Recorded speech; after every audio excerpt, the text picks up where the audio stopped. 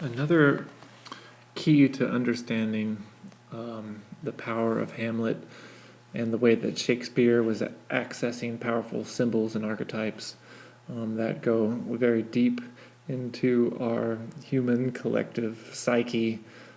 He is retelling myths that essentially have been told since the first primitive agricultural civilizations emerged, in which we looked towards our leaders to become arbiters for the divine order, and also our fear of what happens if that order is somehow wrecked. Well, the Elizabethans were very attuned to this idea, and there was a myth, in fact, propagated around the time that the Tudor monarchs had been, in fact, divinely appointed to bring about order and happiness, and they did so from a time that was plagued with evil and strife. And furthermore, any attempt to wreck this order would result in social, political, natural chaos. Shakespeare's plays Richard III, Macbeth, King Lear all show how a deformed or corrupt monarch can lead to a diseased political state. And this was something that the Elizabethan audience was very, very much aware of. So the relevance of Hamlet should be pretty apparent here. And what happens, the dangers of disrupting the divinely ordained succession of monarchs, because Claudius steps in when clearly Hamlet is the next in line. So just to retrace our steps and to sum up, at the play's thematic heart is this ancient archetypal mystery of the life cycle itself. And the same thing that moved the audience in ancient Greece and the Dionysian festivals in which they performed Oedipus Rex, the same thing that moved them is moving the Elizabethan audience, and hopefully with some understanding of and some study of Hamlet, it will move us as well. And it is forces that somehow transcend our conscious processes that affect us and that cause us to view Hamlet as a masterpiece. Hopefully, but that's debatable as always. Anthropology can help us discern the essential archetypal pattern of Shakespeare's play.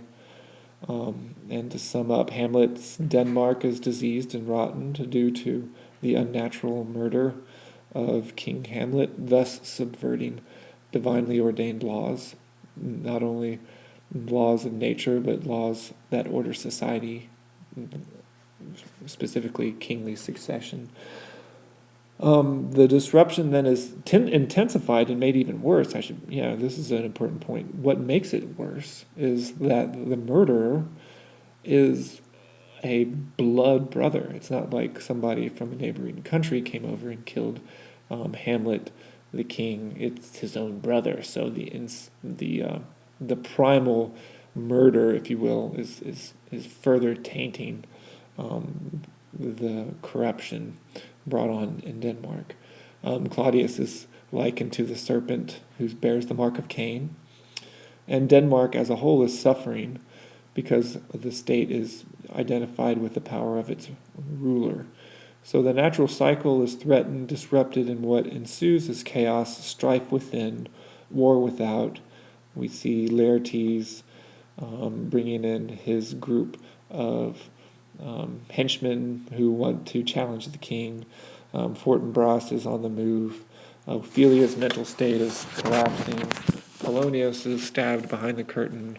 Hamlet is being shipped off to England to be killed, along with Rosencrantz and Guildenstern. And what emerges, and this is through the work of the Ghost, is the hero, Hamlet. He has to deliver his country from this evil blight. And I think one cause for his delay, which is so talked about in literary criticism, why does Hamlet wait so long to kill Claudius when he has so many chances to do so and plenty of proof? Perhaps he has to come to terms with the fact that in killing Claudius, he somehow knows that he's also risking his own life as a scapegoat for Denmark, in a way perhaps a savior figure, similar maybe even to Christ. Claudius's murderous cancer has threatened the ultimate deterioration of Denmark. Hamlet himself is even infected. He has to go in to the source and cut it out, but he is reluctant to accept the role of a cathartic agent. Some of this I'm quoting directly from the article. Don't want to plagiarize.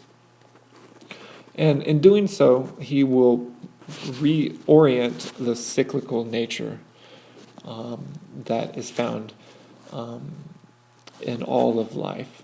Sacrifice, atonement, catharsis, life, death, rebirth. Hamlet actually, in essence, must suffer crucifixion in order to purge for the sinful, corrupt, diseased state of Denmark. So Hamlet has to undertake an innocent journey. Hamlet must undertake a spiritual journey and move out of the innocence of his youthful scholarship in Wittenberg. He has to suffer an existential ordeal, which I think you can argue leads to a wisdom at the end, particularly in the scene in the graveyard where he has a conversation with a skull that has been dug out of the ground. He has to go to the dark, black regions of the soul, and all kinds of archetypal imagery support this.